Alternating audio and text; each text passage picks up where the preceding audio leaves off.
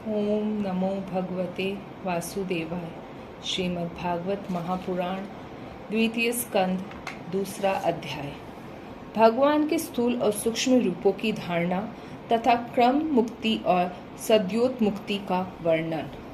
श्री सुखदेव जी कहते हैं, सृष्टि के प्रारंभ में ब्रह्मा जी ने इसी धारणा के द्वारा प्रसन्न हुए भगवान से वह सृष्टि विषयक स्मृति प्राप्त की थी जो पहले प्रलय काल में विलुप्त हो गई थी। इससे उनकी दृष्टि अमोघ और बुद्धि निश्चयात्मिका हो गई। तब उन्होंने इस जगत को वैसे ही रचा जैसे कि वह प्रलय के पहले था। वेदों की वर्णन शैली ही इस प्रकार की है कि लोगों की बुद्धि स्वर्ग आदि निरर्थक नामों के फेर में फंस जाती है। जीव वहाँ सुख की वासना से स्वप्न सा देखता हुआ भटकने लगता है, किंतु उन मायामय लोकों में कहीं भी उसे सच्चे सुख की प्राप्ति नहीं होती। इसलिए विद्वान पुरुष को चाहिए कि वह विविध नाम वाले पदार्थों से उतना ही व्यवहार करे जितना प्रयोजनीय है। अपनी बुद्धि को उनकी निस्सारता के निश्चय से परिपूर्ण रखे और एक क्षण के लिए भी असावधान न हो। यदि संसार के पदार्थ प्रारब्धवश बिना परिश्रम के यूं ही मिल जाए तब उनके उपार्जन का परिश्रम व्यर्थ समझकर उनके लिए कोई प्रयत्न न करे। जब जमीन पर सोने से काम चल सकता है तब पलंग के लिए प्रयत्न करने से क्या प्रयोजन। जब भुजाएं अपने को भगवान की कृपा से स्वयं ही मिली हुई है तब तकियों की क्या आवश्यकता। जब अंजलि से काम चल सकता है तब बहुत से बर्तन क्यों बटोरे। वृक्ष की छाल पहनकर या वस्त्रहीन रहकर भी यदि जीवन धारण किया जा सकता है तो वस्त्रों की क्या आवश्यकता। पहनने को क्या रास्ते में चिथड़े नहीं है। भूख लगने पर दूसरों के लिए ही शरीर धारण करने वाले वृक्ष क्या फल फूल की भिक्षा नहीं देते। जल चाहने वालों के लिए नदियां क्या बिल्कुल सूख गई हैं। रहने के लिए क्या पहाड़ों की गुफाएं बंद कर दी गई हैं। अरे भाई, सब न सही क्या भगवान भी अपने शरणागतों की रक्षा नहीं करते। ऐसी स्थिति में बुद्धिमान लोग भी धन के नशे में चूर घमंडी धनियों की चापलूसी क्यों करते हैं। इस प्रकार विरक्त हो जाने पर अपने हृदय में नित्य विराजमान स्वतः सिद्ध आत्मस्वरूप परम प्रियतम परम सत्य जो अनंत भगवान है बड़े प्रेम और आनंद से दृढ़ निश्चय करके उन्हीं का भजन करें, क्योंकि उनके भजन से जन्म मृत्यु के चक्कर में डालने वाले अज्ञान का नाश हो जाता है। पशुओं की बात तो अलग है, परंतु मनुष्यों में भला ऐसा कौन है जो लोगों को इस संसार रूप वैतरणी नदी में गिरकर अपने कर्मजन्य दुखों को भोगते हुए देखकर भी भगवान का मंगलमय चिंतन नहीं करेगा। इन असक्त विषय भोगों में ही अपने चित्त को भटकने देगा। कोई कोई साधक अपने शरीर के भीतर हृदयाकाश में विराजमान भगवान के प्रादेश मात्र स्वरूप की धारणा करते हैं। वे ऐसा ध्यान करते हैं कि भगवान की चार भुजाओं में शंख चक्र गदा और पद्म है। उनके मुख पर प्रसन्नता छलक रही है। कमल के समान विशाल और कोमल नेत्र है। कदम के पुष्प की केसर के समान पीला वस्त्र धारण किए हुए हैं। भुजाओं में श्रेष्ठ रत्नों से जड़े हुए सोने के बाजूबंद शोभायमान है। सिर पर बड़ा ही सुंदर मुकुट और कानों में कुंडल है जिनमें जड़े हुए बहुमूल्य रत्न जगमगा रहे हैं। उनके चरण कमल योगेश्वरों के खिले हुए हृदय कमल की कर्णिका पर विराजित है। उनके हृदय पर श्रीवत्स का चिन्ह एक सुनहरी रेखा है। गले में कौस्तुभ मणि लटक रही है। वक्षस्थल कभी न कुम्हलाने वाली वनमाला से घिरा हुआ है। वे कमर में करधनी, उंगलियों में बहुमूल्य अंगूठी, चरणों में नुपुर और हाथों में कंगन आदि आभूषण धारण किए हुए हैं। उनके बालों की लटें बहुत चिकनी, निर्मल, घुंघराली और नीली हैं। उनका मुख कमल मंद मंद मुस्कान से खिल रहा है। लीलापूर्ण उन्मुक्त हास्य और चितवन से शोभायमान भौएं के द्वारा वे भक्त जनों पर अनंत अनुग्रह की वर्षा कर रहे हैं। जब तक मन इस धारणा के द्वारा स्थिर न हो जाए तब तक बार बार इन चिंतन स्वरूप भगवान को देखते रहने की चेष्टा करनी चाहिए। भगवान के चरण कमलों से लेकर उनके मुस्कान युक्त मुख कमल पर्यंत समस्त अंगों की एक एक करके बुद्धि के द्वारा धारणा करनी चाहिए। जैसे जैसे बुद्धि शुद्ध होती जाएगी वैसे वैसे चित्त स्थिर होता जाएगा।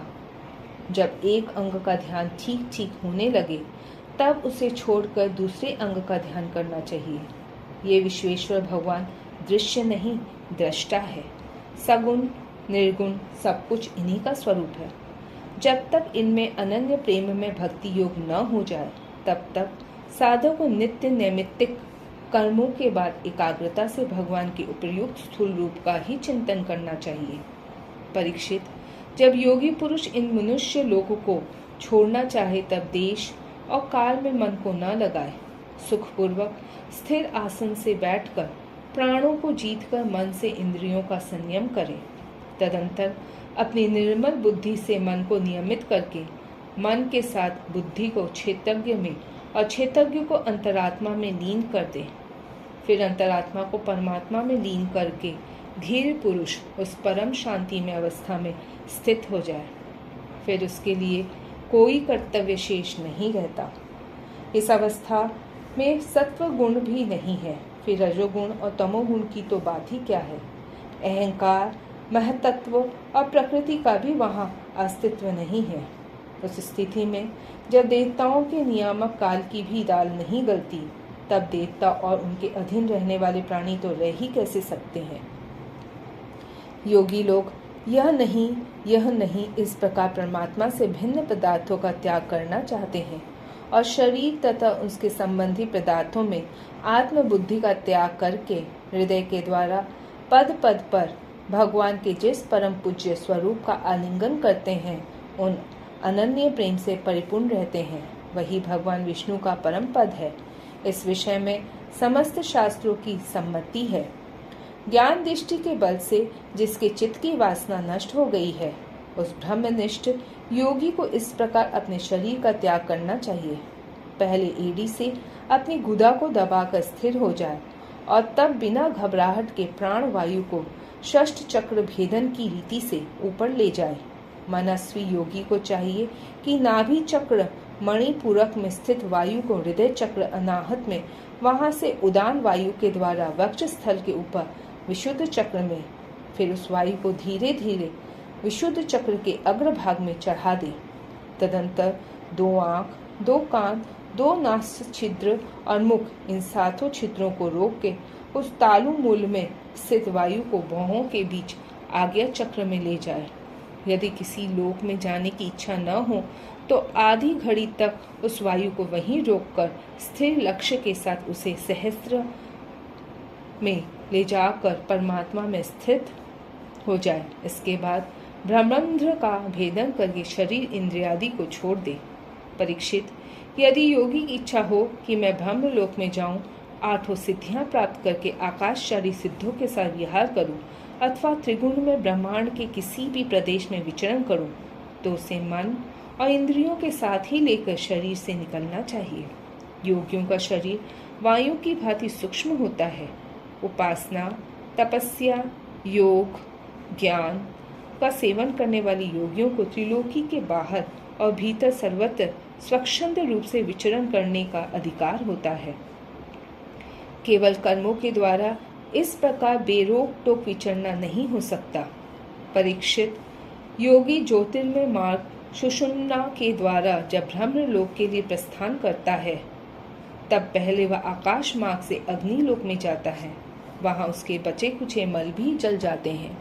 इसके बाद वह वहां से ऊपर भगवान श्री हरि के शिशुमार नामक ज्योतिर्मय चक्र पर पहुंचता है। भगवान विष्णु का यह शिशुमार चक्र विश्व ब्रह्मांड के भ्रमण का केंद्र है। उसका अतिक्रमण करके अत्यंत सूक्ष्म एवं निर्मल शरीर से वह अकेला ही महलों में जाता है। वह लोक ब्रह्मवेत्ताओं के द्वारा भी वंदित है और उसमें कल्प पर्यंत जीवित रहने वाले देवता विहार करते रहते हैं। फिर जब प्रलय का समय आता है तब नीचे के लोगों को शेष के मुख से निकली हुई आग के द्वारा भस्म होते देख वह ब्रह्मलोक में चला जाता है। जिस ब्रह्मलोक में बड़े बड़े सिद्धेश्वर विमानों पर निवास करते हैं, उस ब्रह्मलोक की आयु ब्रह्मा की आयु के समान ही 2 परार्ध की है। वहाँ न शोक है, न दुख, न बुढ़ापा है, न मृत्यु। फिर वहाँ किसी प्रकार का उद्वेग या भय तो हो ही नहीं सकता। वहाँ यदि दुख है तो केवल एक बात का, वह यही कि इस परम पद को न जानने वाले लोगों के जन्म मृत्यु में अत्यंत घोर संकटों को देखकर दयावश वहाँ के लोगों के मन में बड़ी व्यथा होती है। सत्य लोक में पहुँचने के पश्चात वह योगी निर्भय होकर अपने सूक्ष्म शरीर को पृथ्वी से मिला देता है और फिर उतावली न करते हुए 7 आवरणों का भेदन करता है। पृथ्वी रूप से जल को और जल रूप से अग्नि में आवरणों को प्राप्त होकर वह ज्योति रूप से वायु रूप आवरण में आ जाता है और वहां से उस पर ब्रह्म की अनंतता का बोध कराने वाले आकाश रूप आवरण को प्राप्त करता है। इस प्रकार स्थूल आवरणों को पार करते समय उसकी इंद्रियां भी अपने सूक्ष्म अधिष्ठान में लीन होती जाती है। घ्राणेन्द्रिय गंध तंत्र मात्रा में, रसना रस तंत्र मात्रा में, नेत्र रूप तंत्र मात्रा में, त्वचा स्पर्श तंत्र मात्रा में, श्रोत शब्द तंत्र मात्रा में और कर्मेंद्रियां अपनी अपनी क्रिया शक्ति में मिलकर अपने अपने सूक्ष्म स्वरूप को प्राप्त हो जाती है। इस प्रकार योगी पंचभूतों के स्थूल सूक्ष्म आवरणों को पार करके अहंकार में प्रवेश करता है। वहाँ सूक्ष्म भूतों को तामस अहंकार में, इंद्रियों को राजस अहंकार में तथा मन और इंद्रियों को अधिष्ठता देवताओं के सात्विक अहंकार में लीन कर देता है। इसके बाद अहंकार के सहित लय रूप गति के द्वारा महत्तत्व में प्रवेश करके अंत में समस्त गुणों के लय स्थान प्रकृति रूप के आवरण में जा मिलता है। परीक्षित, महाप्रलय के समय प्रकृति रूप आवरण का भी लय हो जाने पर वह योगी स्वयं आनंद स्वरूप होकर अपने इस निवारण रूप से आनंद स्वरूप शांत परमात्मा को प्राप्त हो जाता है, जिसे इस भगवानमयी गति की प्राप्ति हो जाती है। उसे फिर इस संसार में नहीं आना पड़ता। परीक्षित, तुमने जो पूछा था उसके उत्तर में मैंने वेदोक्त द्विध सनातन मार्ग, सद्यो मुक्ति और कर्म मुक्ति का तुमसे वर्णन किया। पहले ब्रह्मा जी ने भगवान वासुदेव की आराधना करके उनसे जब प्रश्न किया था तब उन्होंने उत्तर में इन्हीं दोनों मार्गों की बात ब्रह्मा जी से कही थी। संसार चक्र में पड़े हुए मनुष्य के लिए जिस साधन के द्वारा उसे भगवान श्री कृष्ण की अनन्य प्रेममयी भक्ति प्राप्त हो जाए, उसके अतिरिक्त और कोई भी कल्याणकारी मार्ग नहीं है। भगवान ब्रह्मा ने एकाग्र चित्त से सारे वेदों का 3 बार अनुशीलन करके अपनी बुद्धि से यही निश्चय किया कि जिससे सर्वात्मा भगवान श्री कृष्ण के प्रति अनन्य प्रेम प्राप्त हो, वही सर्वश्रेष्ठ धर्म है। समस्त चर अचर प्राणियों में उनके आत्म रूप से भगवान श्री कृष्ण ही लक्षित होते हैं, क्योंकि ये बुद्धि आदि दृश्य पदार्थ उनका अनुमान कराने वाले लक्षण हैं। वे इन सब के साक्षी एकमात्र दृष्टा हैं। परीक्षित, इसलिए मनुष्यों को चाहिए कि सब समय और सभी स्थितियों में अपनी संपूर्ण शक्ति से भगवान श्री हरि का ही श्रवण, कीर्तन और स्मरण करे। राजन, संत पुरुष आत्मस्वरूप भगवान की कथा का मधुर अमृत बांटते ही रहते हैं।